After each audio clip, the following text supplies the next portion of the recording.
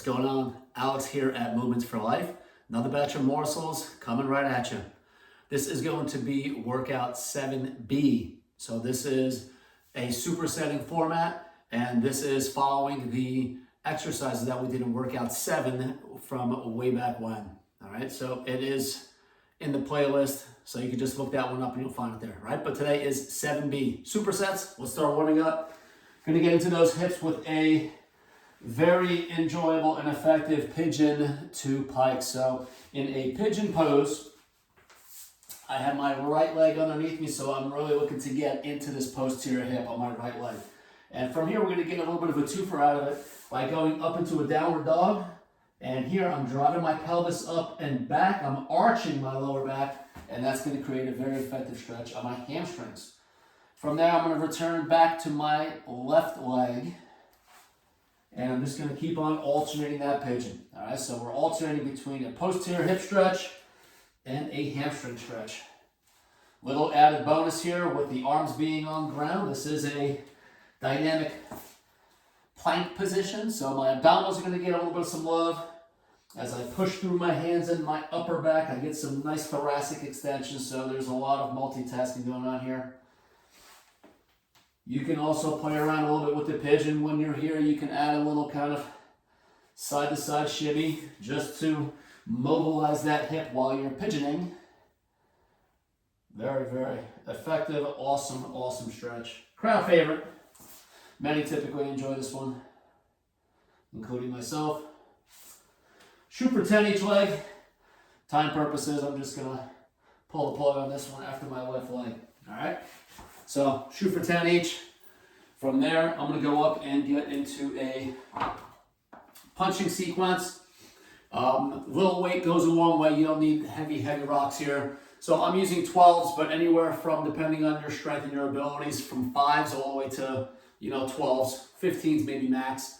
The goal is just to warm yourself up here and activate, not to kill yourself. So this is a same side rotational punch. I'm going to turn my chest to the right, and I have a target behind me that I'm shooting for. So I'm trying to get to the corner of the room with the dumbbell, so you can really appreciate how much shoulder turn I'm getting. Let this trickle down into your pelvis, and it's going to make its way all the way down to your foot and ankle. Ideally, your head stays facing forward so you can create some separation between your C-spine and your T-spine. It wouldn't be wrong if you follow the dumbbell, but in the interest of some cervical mobility, not a bad thing to kind of grease up that part of your spine.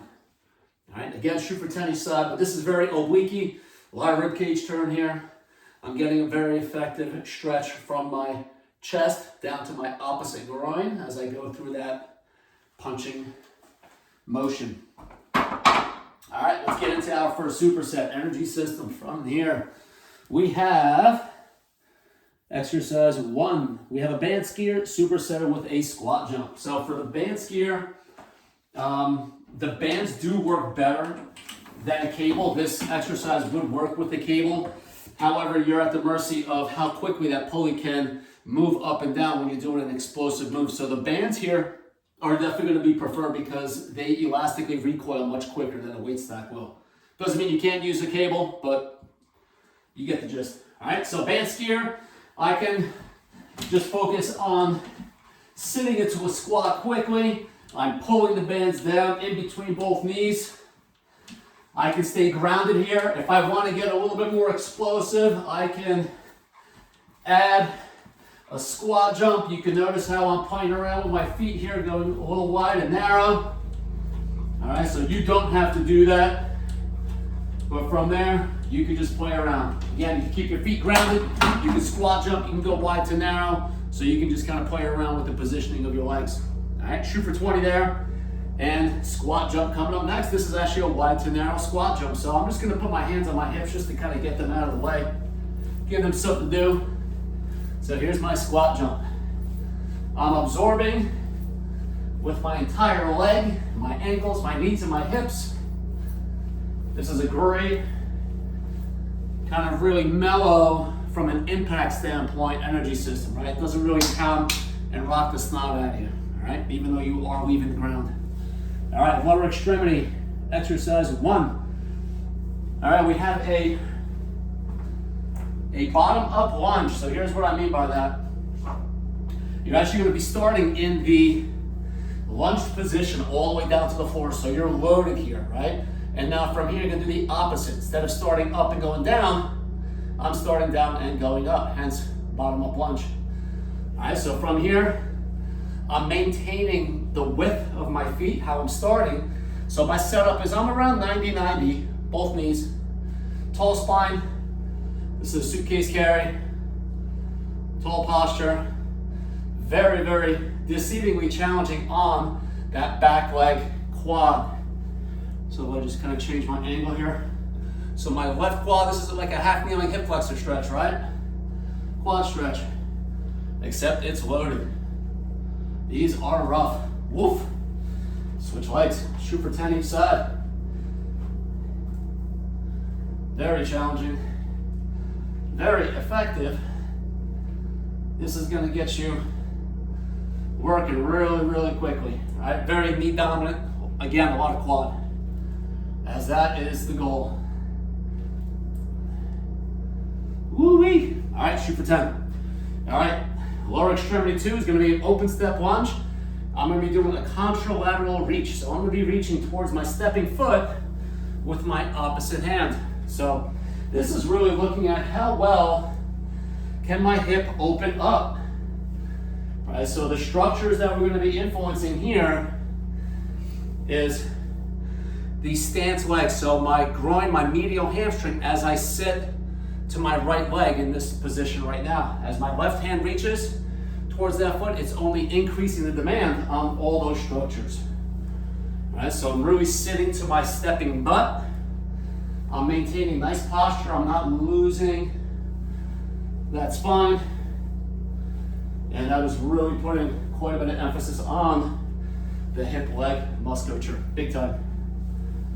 Again, shoot for 10 each side. All right, from there going to upper body. I'm gonna use the bands here, cables here work really well. Looking for about, let's say, shoulder, chest height, give or take. And again, plus or minus, doesn't have to be exactly down. If you start pulling from a lower angle or higher angle, it'll totally work. So this first one is gonna be a push. I'm set up in a split stance. Right hand has the tension, left leg is gonna be in front. And now from here, I'm gonna be doing a one arm push. And what I'm looking to get here, and you can see this nicely in this angle, is I'm shoving that hip to the left. So that's gonna give me quite a bit of load into that hip on the left side. And it's oblique is going to stay really nice and long as I'm going through that punching motion. So I have some nice lateral flexion here as I'm reaching in front. I'm pushing with that right arm. I'm pulling back with the left, keeping my eyes dead ahead. So very pushy, right? Pec, shoulder on the right. Ton of obliques on this one. Enjoy. Great one here. This one feels awesome. Right? Not only am I getting lateral hip here, I'm also going to get medial hip on that back leg. So there's a lot of love going on here. Shoot for 10 each side. Don't be afraid to load that one up. That's a strong one. Let's flip things around. I'm going to go down to a lower anchor point for the pull. And for this pull, hopefully you can see me in the frame here. This is a lunge to row. So what's going to happen is I'm going to get nice and low. I'm reaching towards the anchor point. I'm going to try to still keep some tension on there, but still make the camera here. All right, so as I stand up, I'm pulling. It is a contralateral setup, so I do have my right leg in front as I'm pulling left. Going to get a ton of glute on this one. This is a perfect complement to the previous exercise. So when you do organize certain supersets, a good strategy doing opposing motions is really good. They harmonize really well together. All right, so it depends on what your goal is. You can obviously superset push to push, pull to pull, core to core, so you can do light movements to really exponentially increase the fatigue at those structures. Or you can create what just happened here, opposing movements, and they really, really complement each other really well. Again, going from a push in that first one to now a pull. All right, last one here, core superset. This is core 1. We have a supine arm reaches, and then we have some climber to kick frontal plane. All right, so this first one is an abdominal multitasker, and here's what I mean by that. I'm gonna be doing a fixed leg reach, so my legs aren't moving. I'm imprinting, so I'm in a nice posterior tilt, so my abdominal wall's active. From here, I'm gonna get into this fixed crunch at the upper body, and all I'm gonna do is I'm reaching overhead with the arm, but I'm maintaining my abdominal activity. As I really start to lift up though, at the start, notice how my head goes straight up. I'm not curling forward like a ball, right? So I'm really activating through my rib cage, maintaining my head posture, and I'm just looking straight up here. All right, so that's gonna give me some nice abdominal activation. This leg angle will change things pretty drastically. So the lower the legs go, the harder it's gonna be at the abdominal wall. You have to be really mindful of what's going on with the lower back, because as the legs go lower and lower and lower, you have to stay in that nice hollow body position, all right? So chase success here, don't go too crazy in terms of trying to make it the most challenging you possibly can, because the best exercise for you is one that you can do well, all right? If you start bailing out, you start feeling low back there, too far, no bueno, reset, and find an angle that you can succeed in. All right, climber to kick, this is frontal plane, so I'm gonna be going wide. I'm gonna be bringing my knee to the same side elbow, and then as I come back, I'm gonna be tapping outside of the opposite leg. So this is a double reach. I'm reaching forwards, and then I'm reaching backwards. I'll do a couple different angles here so you can really appreciate the lateral flexion that's gonna be going on at the pelvis. All right, so this should be a view where you can really see what my pelvis is doing here.